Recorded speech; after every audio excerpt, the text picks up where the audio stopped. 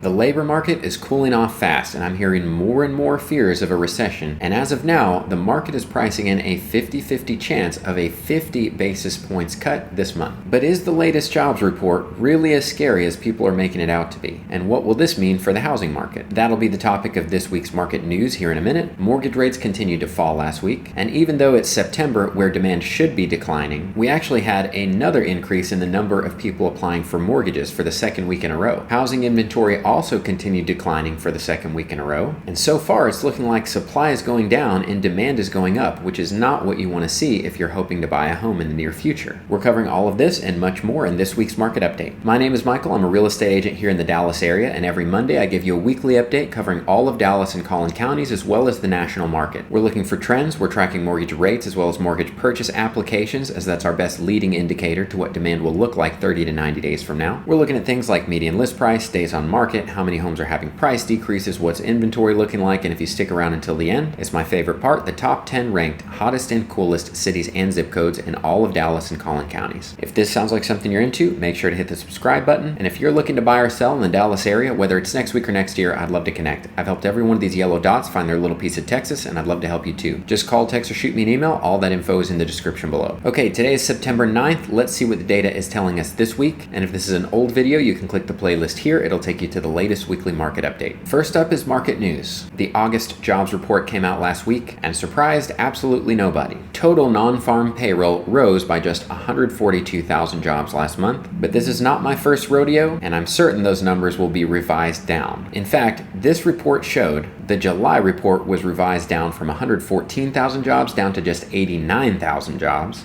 and the June report was revised down from 179,000 down to just 118,000 jobs. So if I were a betting man, I'd say this number is probably going to be revised down much closer to 100,000. But all three of these numbers from the last 3 months prove the labor market is cooling off quickly thanks to the Fed's restrictive policies, which is how we know we are definitely getting a rate cut this month. The question is just, will it be 25 or 50 basis points? And as I mentioned, currently the market is pricing in a 50-50 chance of a 50 basis point cut. But what you really need to understand here is that yes, the labor market is cooling off, but it's really not breaking yet. So here are the facts from the report. The majority of the job gains were in construction last month, which, if you remember, rising unemployment specifically in residential construction is historically a leading indicator that a job loss recession is coming. When home builders start having mass layoffs, that means bad news is on the way for everyone else shortly. But as of now, of the 34,000 construction jobs created, 4,800 of those were residential builders. So if home builders are still hiring construction workers, that is a very good sign for the labor market. Also, unemployment actually came down slightly to 4.2%, down from 4.3%, so it was basically flat, but it didn't go up. And while 4.2% is slightly higher than we've seen the last few years, if you look at this chart, if you just remove this big spike from COVID in the year following, this looks like a totally normal curve. We're coming down, COVID doesn't happen, and we just would be curving up. This would be just a normal employment cycle. And then the biggest leading indicator we have to whether or not the labor market is actually breaking is the jobless claims data, which this comes out every week. And they actually had a big drop this week, and that's the lowest they've been since this dot on June 15th. So this 4-week moving average is down to 230,000. So it had been heading straight up. We had some sideways, and now it's actually fallen below this range. So the lowest in almost 3 months. And remember, if the labor market was actually breaking, this 4-week average would need to be above 300,000, closer to like 325,000. That's where it is if the labor market's actually breaking. And we're not even close to either of these two peaks, and we're heading in the wrong direction. Then we look at job openings. They had their second month of declines and have been in a clear downtrend since peaking up here at just over 12 million. They have been trending straight down. And you can see these are pre-COVID levels over here. So we're down to just 7.6 million. Yes, we're still slightly above pre-COVID levels, but when you factor in the quits ratio and the hires, we're not far off from being back to a totally normal market. But the long story short is the Fed's rate hikes have done their job. The labor market has softened without breaking. And we're finally about to begin our rate cut cycle, and it'll be a balancing act of cutting rates slowly enough that it doesn't cause inflation again, but also quickly enough that it doesn't cause a recession or massive job loss, but also quickly enough that it doesn't cause a recession. But as of now, things do not appear to be breaking. They seem to be slowly softening, which was the whole intention of the Fed. So how might this impact the housing market? Well, for the last few years, rates have been going up at the end of the year and absolutely crushing demand in the winter months. But this year, rates are actually going to be dropping going into the winter months. And we're already seeing signs of increased demand, even with rates just now around 6.3%. At the same time, we've already passed what's usually the seasonal peak for inventory. So inventory could be declining for the year already. So let me just show you on the chart. In a normal year, inventory could have peaked back here and would be declining the rest of the year. However, in 22 and 23, you can see we had a small lull here, and then it continued to increase until late October, maybe mid-November the last 2 years. But you also have to remember, for context, this time last year was when rates were going straight up.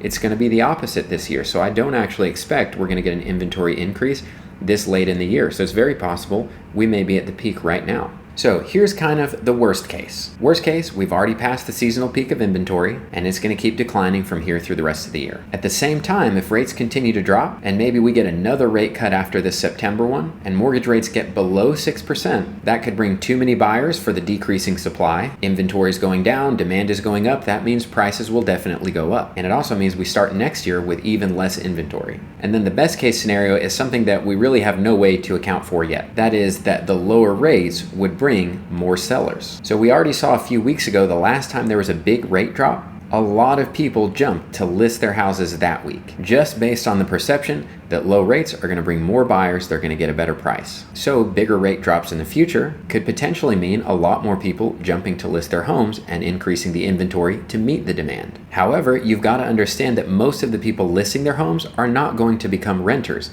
They're going to sell their home to buy a home, which means they're not actually increasing the available supply. They put one on the market and take one off. But there will always be a small percentage of homes listing that truly are people leaving the market, whether they want to cash out on their equity and rent or travel, or they're moving out of state, or any number of reasons. So the best case is rate drops bring in new listings to meet the increase in demand caused by the lower rates, and we don't see any big jump in prices. Okay, moving on. Let's start with national housing inventory. This week we had another small decrease of just 689 fewer homes for sale in the entire country.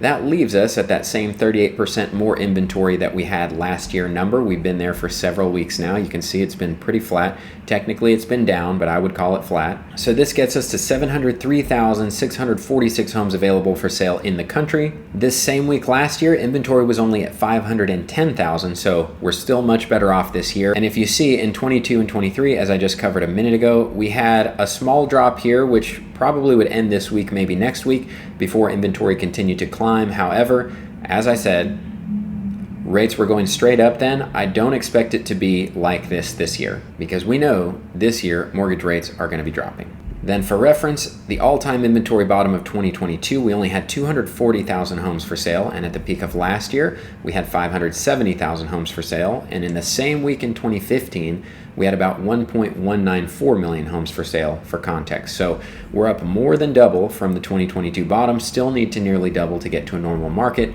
but we're way better off than we were last year. Now looking at new listings, this week we had a nice departure from the previous 2 years where we saw a spike down both weeks. We actually had a jump up this week. So we were above both 22 and 23 this week. That's not happened in a while. We're up to 61,599 homes were listed this week.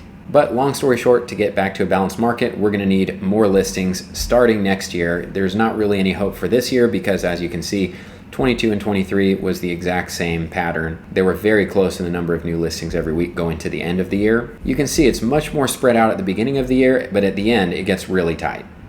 So I don't have a lot of hope for this year. Then the warning I want to give every week is if you're in the market right now and you are waiting, hoping for maybe a better home than what you see comes on, you need to understand every single week from here until the end of the year, you're going to have less and less new options to choose from. So even if inventory is going up, that doesn't mean you're having new options. It means the options you already don't like and are passing on will continue to sit, having price drops until they finally sell.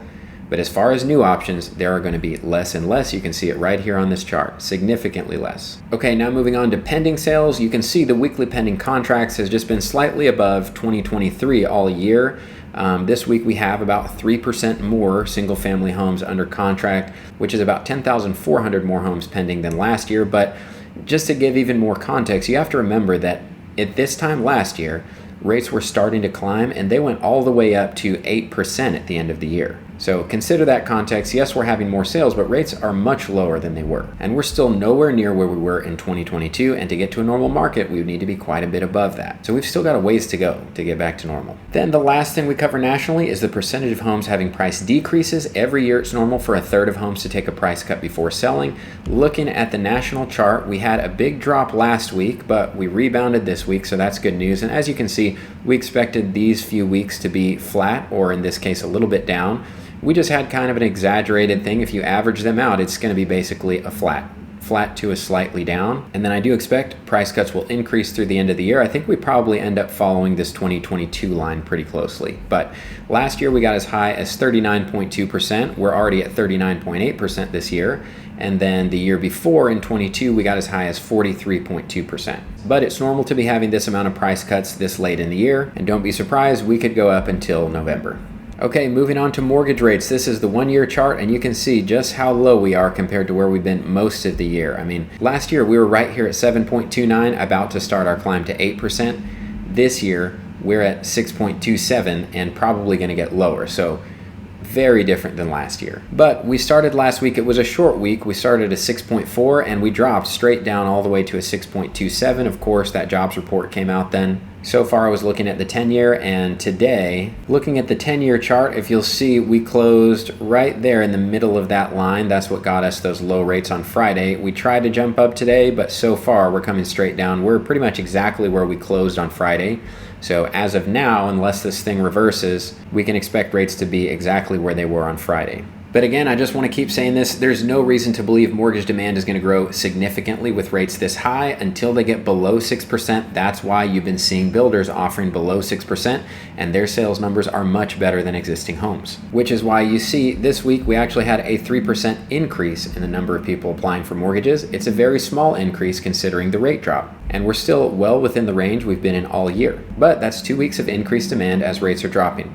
I don't expect anything significant happening until we're below 6%. That's all I'm trying to show here. All right, that's the national market. Before we move on to the local markets, 2 things. Number 1, if you want to make sure you don't go broke buying a house, I've made a home finance course for you where we are going to look at your actual spending habits from your actual bank account and figure out exactly how much, with 100% certainty, you can afford to spend on a house, taking into account things like how much are your utilities going to cost? How much do you need to be saving for repairs and maintenance? And it takes into account everything all the way down to your tax bracket. It takes into account everything. So this is a no-brainer for anyone who wants to have peace of mind about their home purchase. And then number 2, if you're still a ways out and you just want to master the home buying process so that you have full confidence when you're ready to step into the market, I've made 2 courses. One is for pre-owned homes, one is for new construction. They're totally different. They have different deposits, different timelines, different contracts. So pick the one that best suits you. Links to all of those educational courses are in the description below. Okay, moving on to the local markets. We're starting with the MLS data in Dallas County. And you have to keep in mind, last week we had a holiday, so it was a short week, so the numbers are going to be weird this week.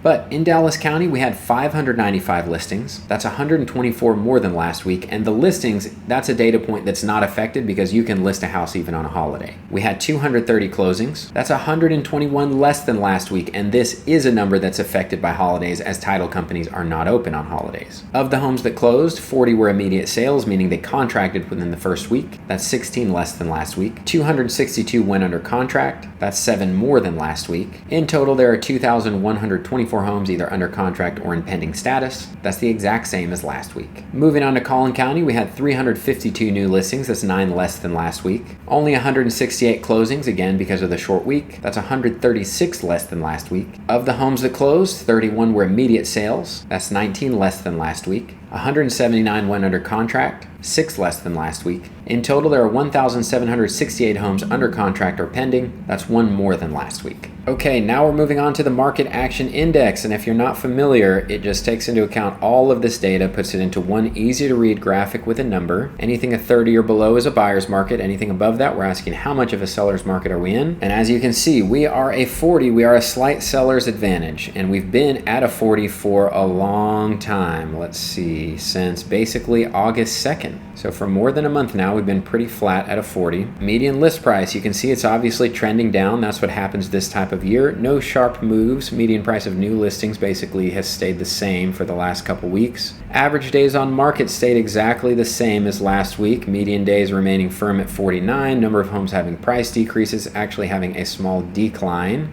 The very interesting number is the number of homes being relisted continues to stay high, around 9%. That's homes that were listed before, and this is continuing. Like I said, people think, well, rates are lower, that's going to bring more buyers. I'm going to have more of a chance of selling and at a better price. So for 4 weeks now, we've been around 9% of people relisting their homes. So that's good news. We need more listings. Inventory, however, has been pretty flat. It was a small decrease this week, but like I said, it's totally possible we're actually entering our seasonal decline already. We don't have to go into November like we did the last 2 years. So all this is showing us things are looking totally normal here in Dallas County based on seasonality. Now let's go look at Collin. Well, Collin County has had an insane price in the median price of new listings from $500 all the way to $615. Remember, we're looking for trends, not just 1 week data. I'm expecting that's going to come back down, but also the median list price of houses in general did see a climb. So we'll see if that trend continues. I have no idea, but their median days on market stayed at 49. Their average had a small increase of just 1. Number of homes having price decreases has been flat for a long time. They're also seeing a big increase in the number of people relisting their homes. They're at 7%. Their inventory has been very flat since, I would say, all the way back here in August 2nd as well. So a month and a week already, same exactly as Dallas County. And their market action index is a 37. It has been flat. It's been lower than this. It's been as low as a 37.24. So it is a little lower. So yeah, their market action index is the lowest it's been, but truly it's just been flat. So again, things are looking mostly normal except for these big price jumps this week. We'll have to see what happens in the weeks moving forward. I expect it's going to come right back down, but otherwise looking normal. Now we're looking at the local pending sales, starting with Dallas County. You can see the whole point here is we're above both 22 and 23. It's this black line. We had a drop down because of the holiday, which is totally expected, but we are well above even where we were in 2022. So more sales are happening here in Dallas County. And then looking at Collin County, I have to explain this every week, but Collin County is the number 2 fastest growing in the country. They have a ton of new construction, so their market is growing fast, which is why they have tons more pending sales than they did the previous 2 years. But nothing new really to see here this week. Still way more pending sales. We had a drop. That's because of the holiday week. Okay, now we're moving on to the top 10 ranked hottest and coolest cities and zip codes in all of Dallas and Collin County. We're starting with the hottest cities. These are ranked using that same market action index number. Just remember, a 30 or below is a buyer's market. So the hottest city this week remained Carrollton, Texas. And in fact, Carrollton, Ferris, Duncanville, and Louisville all remained in the top 4. Lancaster heats up 2 to take number 5. Grand Prairie remains. Sachse cools off 2. Garland and Plano remain, and Irving jumps on the list to replace Richardson. So the only real change was Sachse and Lancaster switched out, and then Irving jumps on to replace Richardson. So a pretty slow week. Then moving on to the hottest zip codes. The absolute hottest is Carrollton 75007 at a nearly 57, followed by Hutchins 75141, Carrollton 75010, Dallas 75244, Duncanville 75137, Ferris 75125, Irving 75061, Dallas 75236, Allen 75013, and Duncanville 75116. So if you own a home in any of these zip codes, you can sell for top dollar. Then moving on to the coolest markets, Leonard, Van Alstyne, and Sunnyvale all remain the 3 coolest. They're all buyers markets. In fact, all the way to Whitewright, these are all below a 30, so all buyers markets. But Blue Ridge cooled off 2 spots, Whitewright cooled off 2 spots. Anna heats up 2, Prosper heats up 2, Rockwall remained at number 8, Salina jumps on at number 9, it had heated off last week, and then Lavon remains the hottest city on the coolest cities list, and Farmersville heats up from number 9 off the list this week. Then the absolute coolest zip codes, Leonard, Texas 75452, Dallas 75204, Van Alstyne 75495, Sunnyvale 75182, Rockwall 75032, Blue Ridge 75424, Whitewright 7 75491, Anna 75409, Prosper 75078, and Dallas 75220, which all of these, except for Anna, Prosper, and Dallas, are actually buyers markets. So a lot more zip code buyers markets than we have cities. That's it for this week. Thank you for watching. If you're looking to buy or sell in the Dallas area, whether it's next week or next year, I'd love to connect. Just call, text, or shoot me an email. All that is in the description below. Thank you for watching. I'll see you in the next video.